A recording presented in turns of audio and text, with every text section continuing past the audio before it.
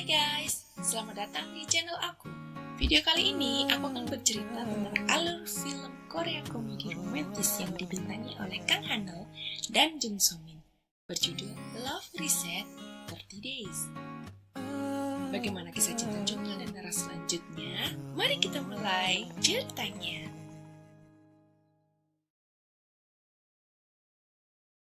Awal video menampilkan sebuah acara pernikahan yang akan digelar. Di ruang tunggu pengantin, seorang wanita, dia adalah Hong Nara, memakai gaun pernikahan sedang duduk menunggu acara dimulai. Ketika temannya datang memberi ucapan selamat, raut wajah Nara biasa aja. Terlebih lagi saat berfoto selfie bersama, wajah Nara datar, gak ada senyum terlihat di sana. Tiba-tiba video beralih ke sebuah kafe. Di sana terlihat Jonghyun sedang mabok dan frustasi ditinggal Nara menikah dengan pria pilihan orang tua Nara hasil dari kencan buta. Setelah beberapa menit berlalu, Jonghyun sadar bahwa dia masih sangat mencintai Nara dan tak bisa hidup tanpanya. Seketika itu, Jonghyun berdiri memutuskan untuk membawa pergi Nara dari pernikahannya. Dengan kata lain ya kayak dibawa kabur gitu ya. Tapi niatnya gagal karena pas dia membuka pintu kafe, Nara sedang berdiri di depan pintu dengan masih menggunakan gaun pengantinnya. Jonghyun dan teman-temannya kaget namun juga senang karena Nara tidak jadi menikah. Saat itu juga Jonghyun mengaku masih mencintai Nara dan meminta maaf karena terlambat menjemputnya. Scene berganti. Di sebuah restoran mahal, Jonghyun terlihat rapi dengan setelan jasnya. Dia akan bertemu dengan ibunya Nara. Akhirnya, Jonghyun ketemu nih sama calon mertuanya. Tanpa basa-basi, ibunya Nara ngasih sebuah amplop tebal yang udah ketebak dong ya isinya apa. Yeps, uang. Jonghyun ngira ibunya Nara memberikan uang untuk meninggalkan Nara. Ternyata malah sebalik. Ibunya Nara ini nyuruh Jonghyun buat beli apartemen buat mereka tinggali setelah menikah. Dengan kata lain, ibunya Nara menyetujui nih pernikahan mereka. Tapi ternyata gak segampang itu guys. Ibu Nara bilang ke Jonghyun, kau juga harus memenangkan hati Jenderal Hong. Siapa dia? Dia adalah ayah Nara. Di halaman depan rumah Nara, Jonghyun sedang berusaha mendapatkan restu ayah Nara. Di sini tuh kelihatan banget kalau Jenderal Hong marah besar ke Jonghyun. Ya, karena ngerasa putri yang sangat dia cintai diambil hatinya sama Jonghyun. Kemarahannya makin memuncak saat Nara berteriak kalau aku lebih mencintai Jonghyun daripada ayah. Ayah Nara masuk ke rumah lalu keluar lagi membawa senapan tanpa peluru, seolah-olah ingin mengambil nyawa Jonghyun saat itu juga. Adegan berganti di acara pernikahan sederhana yang dihadiri oleh kerabat saja. Why? Karena pernikahan sebelumnya gagal, membuat keluarga Nara malu kalau harus undang tamu lagi. Iya kan, siapa yang gak malu pernikahannya batal ya kan? Nah, pernikahan Jonghyun dan Nara pun berjalan lancar nih guys. Gak ada kendala sama sekali dan mereka akhirnya resmi menjadi suami istri.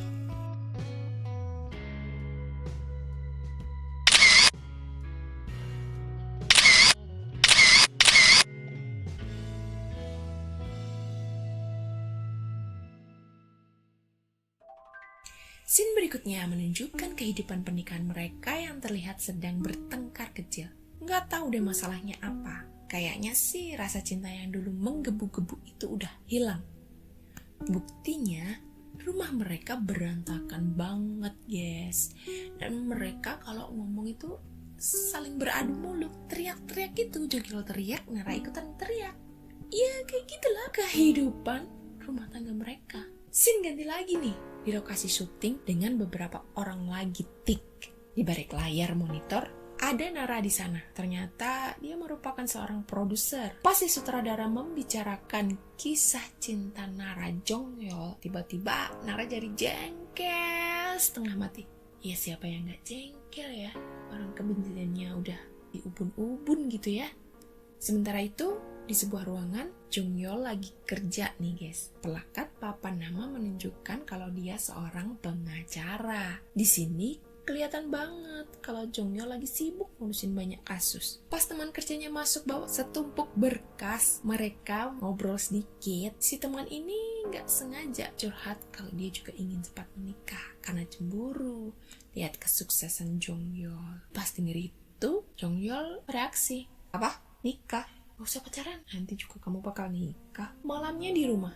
Kayaknya rumah tangga Jongyol ini sama Nara emang bener-bener gak harmonis guys. Soalnya mereka tuh udah kayak hidup sendiri-sendiri, cuman masih serba aja. Kelihatan banget pas Nara bikin ramyeon tapi dimakan sendiri. Dia gak peduli sama Jongyol. Kayaknya karena sama-sama sibuk deh ya, bikin mereka jadi berantem tiap hari deh. Dan akhirnya mereka berdua ada di ruang pengadilan. Di sana Jongyol dan Nara saling serang kata-kata, di mana mereka sama-sama menceritakan kejelekan dan penderitaan selama pernikahan. Wah, di sini kelihatan banget tuh ya, rasa cinta di antara keduanya itu udah terkubur gara-gara rasa benci yang menggunung-gunung. Para hakim sempat heran, pasangan yang terkenal menikah karena perjuangan cinta bak film-film ini kenapa sekarang bisa saling membenci? Lalu, salah satu hakim bertanya, jadi, bagaimana awalnya kalian bisa saling membenci? Nara bilang, setelah pesta pernikahan kami. Dia bilang, kalau Jongyol itu harusnya beli apartemen dari uang yang dikasih ibunya Nara. Ya, tapi dia malah beli rumah studio. Terus, dia ngerasa berhutang sama ibunya Nara. Jadinya Jongyol ini ngembaliin uang yang dikasih ibunya Nara dengan cara ngangsur. Itu yang bikin Nara jengkel nih. Nah, tapi menurut Jongyol beda lagi. Mereka mulai gak akur itu pas bulan madu ke Swiss. Jadi nih Nara nih ya minta ke sana nih bulan madunya ke Swiss. Terus akhirnya mereka berangkat nih ya. Tapi pas udah di Swiss, Nara itu malah demen di kamar hotel aja. Akhirnya Jongyol pergi hiking sendirian. Terus gak cuma itu, Nara sering menyinggung tentang kondisi Jongyol yang masih pengangguran. 그만 좀 하라고! 야, 너 맥주!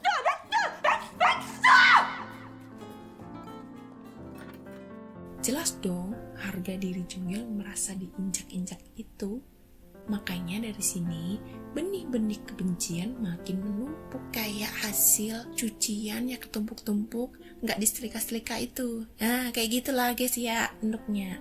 Pada akhirnya, Jongyol nyalahin Nara yang terlahir kaya, nggak bisa beradaptasi hidup sederhana sama dia.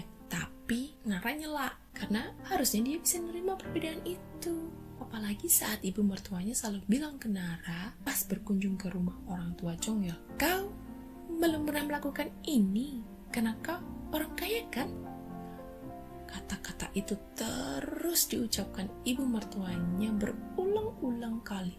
Ini nih kalau aku jadi Nara ya, kesel juga sih diperlakuin kayak gitu.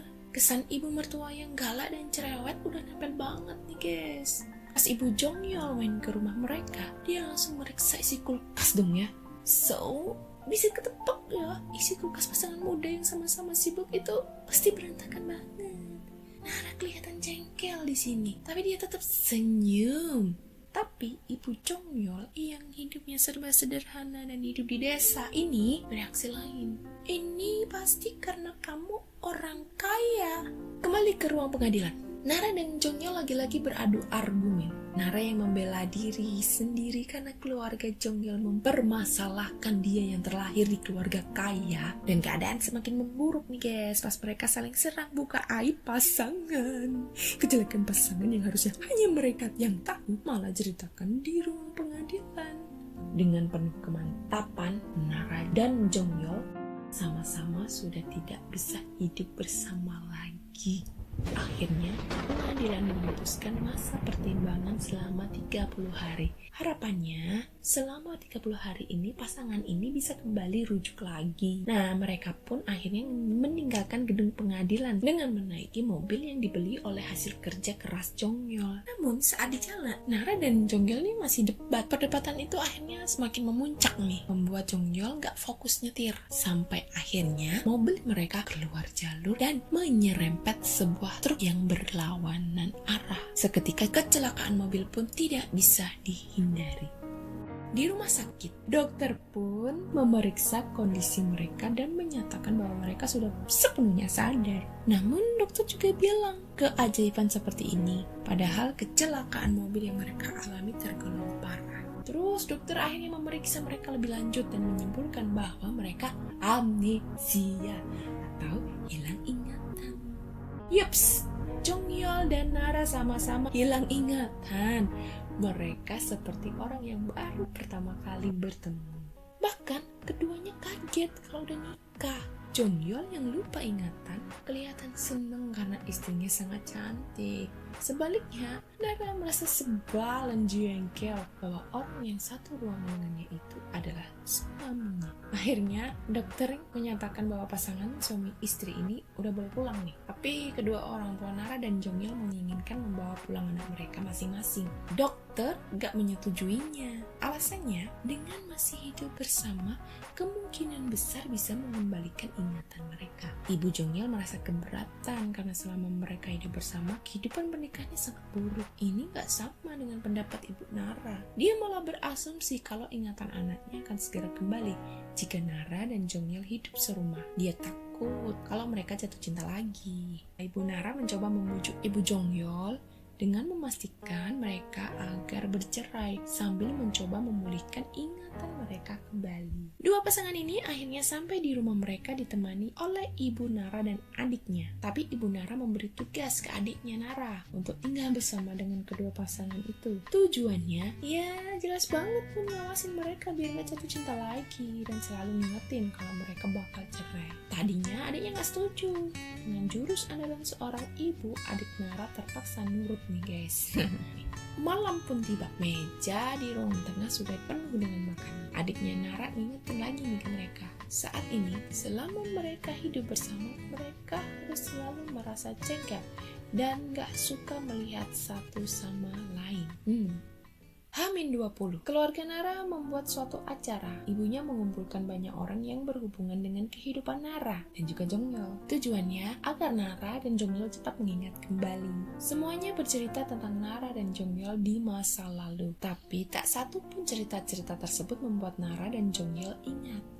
Salah satu teman Jongyol bilang kalau dia tahu bagaimana mereka pertama kali bertemu melalui kencan yang tidak disengaja di suatu bar. Tiba-tiba Nara tersedak. Dengan cepat Jongyol membantu Nara. Nggak lama terus pingsan nih Nara. Jongyol dengan cepat membawa ke IGD. Nggak disangka di IGD Nara malah jatuh cinta dengan dokter yang memeriksanya. Lalu mereka pacaran guys. Beberapa bulan berlalu. Secara tidak sengaja mereka bertemu kembali di pertandingan baseball. Nara yang sedang berjoget seperti layaknya orang gila disorot oleh kamera. Sehingga satu stadion bisa melihatnya. Lucunya, adik Nara malah membawa kertas lebar bertuliskan, "Pacarku selingkuh, jadi aku berusaha bertahan hidup." Pas pertandingan selesai, hujan turun. Nara yang kondisinya sedikit mabok ketinggalan bus gegara kalah rebutan masuk ke bus. Tiba-tiba dari belakang ada yang mayungin dia nih. Ternyata itu adalah Jongyol. Pada akhirnya, Nara numpang di mobil yang dinaiki sama Jongyol dan kawan-kawan. Duduk di bangku belakang, Jongyol lagi usaha buat ngerayu Nara dengan ngasih bola baseball yang ada tulisannya, "Lain kali mau nonton baseball bareng sama aku, gak perlu mikir lama-lama." Nara langsung minta nomor HP-nya Jongyol. Jongyol langsung ngasih dong ya. Scene balik lagi ke acara yang dibikin ibunya Nara. Pas Nara dikasih tahu sahabat-sahabatnya kalau dia yang nelpon Jongyol duluan, dia sempet gak percaya. Katanya Nara terpesona sama senyuman Jongyol. Pas mata Nara gak sengaja lihat Jongyol dari jauh, dalam hati dia muji Jongyol. Moyen juga. H15 menjelang masa mediasi perceraian mereka selesai. Ibu Jongyol tiba-tiba datang dari desa. Dia udah bikin reservasi sesi hipnotis buat Nara dan Jongyol. Tujuannya ya buat ngembalikan ingatan mereka lagi. Dan bener aja, Nara Jongyol perlahan-lahan mengingat kejadian saat kecelakaan. Tapi yang diingat pertama kali sama Jongyol pas Nara bilang dia itu brengsek. Karena Nara benci suaminya, yaitu Jongyol. Karena Jongyol benci suaminya, yaitu Nara. Terus sang terapis kembali bertanya, sekarang kita masuk ke momen dimana kamu pertama kali benci Nara. Ingatan Jongyol kembali mengingat dimana pas hari H dia mau berangkat ujian. Tiba-tiba dia melihat rumahnya penuh asap. Ternyata api yang ada di kompor itu masih menyala dan membakar panci yang ada di atasnya dengan sergap dan panik. Pas sudah padam dia lihat Nara lagi tidur nyenyak di sofa ruang tamu. Inilah momen penting yang bikin Jongyol makin benci sama Nara. Sebaliknya, pas Nara ditanyain isi panci itu apa, Nara bilang dia itu lagi bikin bubur kubis. Soalnya Jongyol menderita sindrom iritasi usus besar. Karena itulah aku buat makanan, katanya. Dan setelah itu sesi hipnotis berakhir. Di akhir sesi sang terapis bertanya kepada mereka tentang perasaan masing-masing. Harapan awal orang tua Jongyol mengajak hipnotis kan biar inget ya kalau mereka itu bakal cerai. Mereka itu saling membenci. Ini malah sebaliknya guys. Jongyol langsung minta maaf ke Nara. Dan Nara pun menerima itu. Dia bilang kalau Jongyol itu orang yang baik dan ramah. Kemudian dokter menyarankan agar Nara dan Jongyol kembali bekerja. Siapa tahu stres dari masa lalu bisa memulihkan ingatan mereka. Akhirnya Jongyol udah ada di kantor nih. Dia langsung ke ruangan atasannya. Lucunya pas dia masuk udah ada orang di dalam. Dia tuh lagi bersihin tanaman gitu guys. Nah dia kira itu atasannya. Ternyata hanya petugas cleaning service guys. Ya kan Jongyol lupa ingatan ya. Sudah ketemu sama atasannya yang asli nih ya. Bukannya dia langsung disuruh kerja, tapi malah suruh bikin surat pengunduran diri dengan alasan kesehatan. Di sini Jongyol juga nggak nolak, dia mengiyakan aja karena ya emang kenyataannya dia lupa ingatan dan nggak inget. Ngapain juga dia kerja ya kan? Di sebuah gedung, Nara juga memutuskan keluar dari sebuah proyek yang sedang ia tangani dengan alasan kesehatan, sama nih kayak si Jongyol. Senyum mengembang di wajahnya. Kelihatan banget kalau dia tuh lega udah keluar dari proyek. Malam itu Jongyol masih heran kenapa mau bercerai. Sedangkan Nara tiba-tiba bilang kalau Jongyol itu sedikit manis, tapi ini kayak bergumam gitu. Karena dua-duanya salting, akhirnya mereka masuk ke kamar mereka masing-masing. H-10 hari berganti. Kejadian-kejadian konyol antara mereka terjadi. Dimulai dari masuk kamar mandi barengan secara nggak sengaja, yang akhirnya mereka malu sendiri gara-gara Nara lihat Jongyol Junior di kamar mandi. Ya ampun. Terus ada juga kejadian pas mereka lagi santai di ruang tamu. Nara kan dia pakai baju yang serba panjang ya, kayak training gitu ya, kan semuanya lengan panjang. Dia pakai celana juga panjang. Lah bisa-bisanya si Jongyol berhalusinasi ngeliat Nara lagi pakai baju seksoi. Muka pengen Jongyol ketangkep basah sama Nara. Spontan Jongyol langsung nepek jidatnya dan bilang kalau dia inget sesuatu gitu. Alasan aja nih si Jongyol nih. Jadi nih setelah kejadian dia lihat Nara, ngebayangin Nara pakai baju seksoi. Nah mereka berdua itu inisiatif datang ke dokter sendiri tanpa ngasih tahu orang tua mereka ya. Nah terus pas bilang gitu nih, bilang kalau Jongyol itu habis mimpi bobok sama Nara sambil makan strawberry, bilang gitu tuh ekspresi Jongyol itu bilangnya tuh ya kayak agak malu-malu gitu, kayak malu kucing.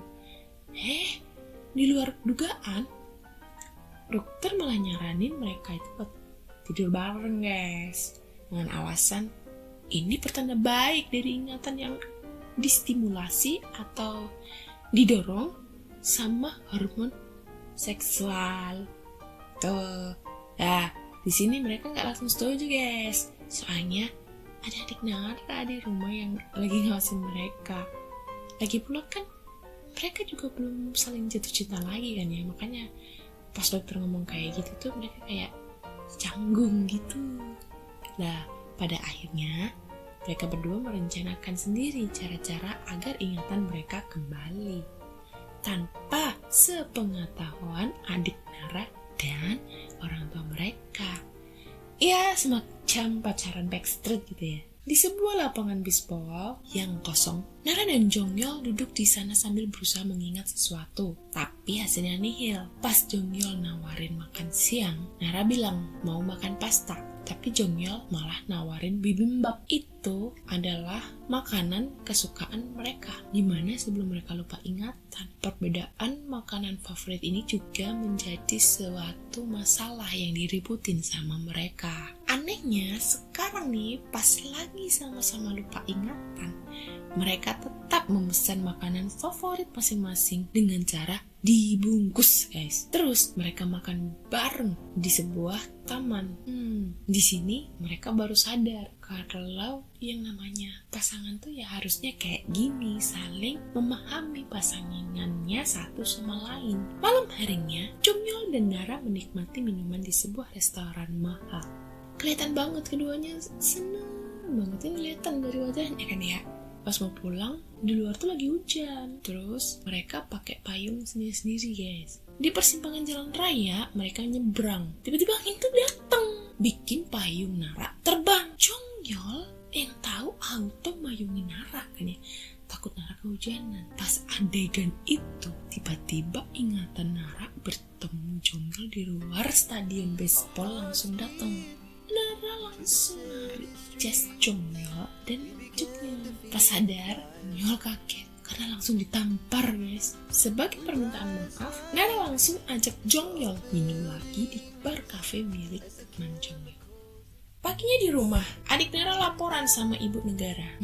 Maksudnya tuh ibunya Nara ya. Dia bilang kalau kedua kakaknya ini semalam gak pulang. Ibu dan adik Nara curiga kalau mereka berduaan semalam guys. Tiba-tiba pintu depan terbuka. Ada Jongyol yang pulang bareng teman-teman cowoknya. Gak lama, Nara juga pulang dengan kedua temannya juga. Mereka sering beralasan kalau tidur di rumah teman mereka. Sampai-sampai mereka kayak bikin pesta makan kecil-kecilan di rumah itu buat nutupin kejadian tadi malam gitu, biar emak sama adiknya Nara ini gak curiga. Akhirnya H-5 pun tiba. Menjelang berakhirnya masa mediasi 30 hari mereka, Nara dan Jongyol kelihatan makin rukun, nempel guys, harmonis dan saling mencintai. Ini karena mereka tuh udah sering bobok bareng. Kayak pemandangan pagi ini di kasur yang sama, Nara Jongyol kelihatan happy banget. Tiba-tiba Jongyol minta nambah ronde. Nara yang lagi semangatnya jatuh cinta sama Jongyol ya seneng-seneng aja ya kan. Pas mereka lagi asik-asiknya,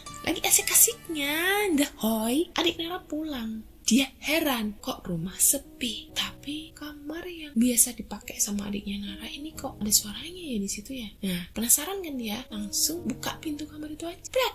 Adik Nara kaget dan teriak. Dia hampir nggak percaya kalau kakaknya lagi seneng-seneng sama Jongyol. Nara pun juga kaget, begitu pula Jongyol. Ditambah rasa malu karena adik iparnya ngelihat mereka. Seketika itu adik Nara langsung laporan ke ibunya. Pas Jongyol mau ngejelasin kejadian tadi, tiba-tiba dia kepleset gara-gara nginjek bola baseball yang ada di lantai. Kepalanya membentur lantai. Pingsan lah dia. Akhirnya Jongyol dibawa ke IGD. Teman-temannya juga udah datang pas dia sadar. Adik dan teman-temannya ini memberondong Jongyol dengan banyak pertanyaan tentang kondisinya. Tapi Jongyol cuma diam aja guys. Begitu pula Nara yang barusan masuk. Kelihatan banget dari wajahnya kalau dia tuh khawatir. Dan pas lihat Nara, Jongyol juga masih diam. Di rumah, ibunya Nara marah. Harusnya mereka tidak memulai hubungan itu lagi karena 5 hari lagi mereka akan bercerai. Dia sedikit menyesali idenya untuk membiarkan mereka satu rumah. Akhirnya ibu Nara membawa anaknya pulang. Tujuannya biar kejadian kayak tadi tuh gak keulang lagi. Dan ya sih rencana awal perceraian mereka tetap terrealisasi. Pas di mobil, ibunya cerita tentang masa saat mereka pas Nara itu lagi pacaran sama Jongyol. Ibunya bilang, walaupun semua orang menentang hubungannya mereka, dia tetap mendukung keputusan anaknya. Asal itu membuat anaknya bahagia. Ibunya gak peduli apa kata orang-orang. Sebaliknya, kalau Nara terluka, ibunya 2 kali merasa lebih terluka. Masa-masa sulit yang dialami Nara pas nikah sama Jongyol juga bikin ibunya sedih. Sekarang ibu Nara bersikeras mau memisahkan mereka karena gak mau lihat Nara terluka lagi. Malam harinya, pas Jongyol pulang dari Toserba, dia lihat Nara lagi duduk di halaman apartemen mereka. Ngobrol lah mereka ya. Dari obrolan ini, Nara nebak kalau ingatan Jongyol udah kembali. Jongyol pun mengiyakannya. Dia meminta maaf ke Nara karena merasa bersalah. Pas Nara tanya, jadi sekarang kamu gimana? Jongyol jawab, aku rasa ibumu benar. Dengan raut wajah yang datar, Nara pun pergi, meninggalkan Jongyol di situ sendirian. D-Day atau Hari H, masa mediasi perceraian berakhir. Pagi harinya, Nara dan Jongyol terlihat keluar dari kantor pengadilan. Ternyata putusan tentang perceraian mereka disetujui. Pada akhirnya mereka pulang ke rumah masing-masing. Kondisi emosional mereka kelihatan gak bagus nih dari raut wajahnya aja ya. Karena yang terlihat itu mereka itu wajahnya sama-sama datar dan sikap mereka yang ke arah saling nggak peduli, acuh tak acuh gitu. Setibanya di rumah, Jongyol memasuki rumahnya yang dulu dia tinggali bersama Nara. Tampak kosong dan sepi. Tiba-tiba di lantai dia nemuin bola baseball yang Nara pungut pas mereka ngedate. Lah di sana dia nemuin tulisan Nara. Jadi di bola baseballnya itu ditulisin sama Nara dengan tulisan, semoga ingatan kita berdua tidak kembali. Pas sadar apa yang ditulis Nara itu, Jongyol itu sedih guys. Tapi telat, karena mereka udah cerai gitu. Jadi kayak Jongyol tuh menyesali keputusannya untuk cerai sama Nara. Di rumah orang tua Nara, dia sedang packing baju-baju buat ke New York. Ibunya Nara nih ngirim dia ke New York buat sekolah lagi dan biar jauh dari Jongyol, dan tujuannya biar ngelupain si Jongyol. Cuman ekspresi Nara itu biasa aja guys, kayak nggak semangat gitu. Di rumahnya Jongyol, dia dibantu teman-temannya buat ngemas barang dan perabotan. Kayaknya Jongyol juga mau pindah rumah. Tak disangka, pas masih ngepak barang-barang, ibu Nara datang dan tanya ke Jongyol, kamu ngapain masih di sini? Jongyol dengan polosnya bilang, iya, bentar lagi aku akan pindahan. Terus ibu Nara nyuruh cepet-cepet. Soalnya pesawat Nara take off jam 20.20 waktu Korsel. Tapi dia juga bilang kalau kesini tuh cuma mau mampir dan mau mastiin Jongyol itu benar-benar segera pindah. Jadi ibunya ini berdalih ke rumah itu sebenarnya mau ngasih tahu Jongyol kalau penerbangan Nara itu jam 20.20. Harapannya ibunya, Jongyol ngebatalin kepergian Nara karena ibunya mau ngelihat Nara bahagia bersama Jongyol. Nah, tapi ibunya gengsi mau ngomong gitu guys. Makanya dia bilang kalau jangan salah sangka, aku kesini tuh cuma mau ngecek kamu beneran pindah dan segera pindah dari sini. Tuh, ya. Jongyol yang masih gak peka sama perkataan ibu Nara tadi dijelasin sama teman-teman Jongyol yang lebih peka. Mereka tuh tahu nih kalau sebenarnya ibunya Nara itu nyuruh Jongyol batalin penerbangan dia ke New York. Tapi si Jongyol ini masih gak yakin. Sampai malam tiba, Jongyol masih bingung guys, jemput atau biarin aja. Soalnya pas dia berusaha nginget masa-masa indah sama Nara, yang muncul malah masa-masa pertengkaran mereka. Sampai pada akhirnya dia ingat satu momen dimana pas Nara kabur dari pernikahan hasil perjodohan orang tuanya. Disitulah Nara pesan sama Jongyol kalau lain kali nggak boleh telat jemput lagi. Jongyol dan kawan-kawan langsung tancap gas mobil. Sesampainya di bandara, mereka lari-larian buat nyari penerbangan pukul 20.20 malam. Nah, Nara yang udah sampai di depan pintu gate penerbangannya lagi dadah-dadahan sama dua sohibnya. Di sini tuh wajah Nara tuh murung. Dia sedikit kelihatan kayak ngarep si Jongyol datang dan jemput dia. Di saat yang bersamaan, Jongyol pun akhirnya nemuin Nara di situ. Sambil ngatur nafasnya yang ngos-ngosan, Jongyol mencoba bicara ke Nara. Dia minta maaf karena selalu saja telat di setiap momen penting. Bahkan sekarang dia juga hampir saja telat. Di sini dia juga jelasin kalau dia sempat lupa betapa besarnya rasa cinta dia ke Nara karena ketutup sama rasa benci. Semua momen indah yang kumiliki, aku ingin kamu juga mengingatnya. Ucap Jongyol ke Nara dengan senyum manis yang lebar. Gak disangka, tiba-tiba Nara megang telinganya, lalu ngelepasin benda kecil yang ternyata sedari tadi udah dia pakai, guys. Dengan wajah datar dia berkata, kamu bilang apa? Maaf ya, kamu kelihatan serius sih, jadi aku lupa buat ngelepasin ini. Jongyol beserta kawan-kawannya yang ada di situ, yang tadinya udah seneng-seneng mereka bakal bisa balikan lagi, tiba-tiba melongo gara-gara kelakuan Nara. Sumpah, konyol nih anak nih ya. Akhirnya Jongyol berusaha ngulang lagi kata-katanya barusan. But, tinta di telapak tangan kiri dia udah luntur. Akhirnya secara singkat dia cuma bilang, maafin aku ya Nara, aku selalu telat kan ya. Bahkan saat pertama kali ciuman, aku udah senang lihat kamu senyum. Aku pamit, potong Nara. Setelah itu Nara langsung pamit menuju gate-nya dan Nara masuk itu aja tanpa dicegah sama Jongyol. Karena Jongyol masih mematung, guys. Dia masih shock, gak percaya kalau omongan dia barusan gak bikin Nara batalin keberangkatannya. Dan dibujuklah Jongyol sama teman-temannya buat keluar dari bandara. Pas Jongyol udah mau keluar, tiba-tiba suara yang mirip Nara itu kedengeran dari belakang manggil nama dia. Nah Jongyol! Pas dia balik badan, ternyata emang bener itu Nara, guys. Seketika Jongyol nyuruh temennya pergi, ninggalin mereka berdua saja. Awalnya Nara tanya, kenapa Jongyol ada di bandara? Jongyol balik nanya, kenapa Nara malah gak jadi berangkat, jadi dia balik gitu. Kata Nara, dia lupa ngelaporin perceraian mereka. Ternyata guys, di sini tuh Nara udah tahu tentang periode masa pelaporan perceraian. Menurut Nara, Jongyol itu salah. Yang dimiliki Nara hanya kenangan baik setelah mereka hilang ingatan. Dan itu yang bikin Nara gak adil. Harusnya Jongyol nunggu sampai Nara ingatannya kembali. Walaupun pada akhirnya ingatan dia gak balik, seenggaknya mereka nunggu sampai periode pelaporan berakhir. Jadi, aku akan bikin keputusan lagi setelah 3 bulan, kata Nara ke Jongyol yang dari tadi dengerin penjelasan Nara. Karena Jongyol diam aja, Nara tanya, kamu gak mau saranku barusan? Jongyol langsung jawab, ya itu tadi yang aku bilang, sambil nunjukin senyum senang. Nara yang tadinya pasang wajah datar langsung tersenyum juga, begitupun Jongyol.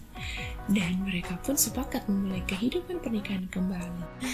Aku pikir filmnya udah selesai di sini aja, guys. Di saat Nara sama Jongyol memutuskan untuk tidak menindaklanjuti berkas-berkas perceraian mereka dan memutuskan untuk meriset percintaan mereka. Pesan moral yang aku tangkap dari film ini adalah, jika kita hidup bersama dengan seseorang karena rasa cinta, janganlah mudah mengatakan untuk berpisah karena rasa benci yang mendalam. Bukan karena kamu tidak lagi mencintainya, tapi karena rasa benci itulah yang membuat rasa cintamu kepadanya bersembunyi di hatimu paling dalam. Jangan sampai kamu merasa kehilangan dia, orang yang sangat kamu cintai, hanya karena suatu kesalahan kecil yang membuat kamu terlihat seperti orang yang bodoh. Terima kasih udah dengerin cerita aku. Jika kalian suka video ini, silahkan di like. Kalau nggak mau ketinggalan cerita-ceritaku yang akan datang, langsung di subscribe aja dan nyalain loncengnya. Biar kalau aku ada cerita baru, kamu langsung dapat notifnya. Sampai jumpa di cerita yang lain, guys. Bye-bye.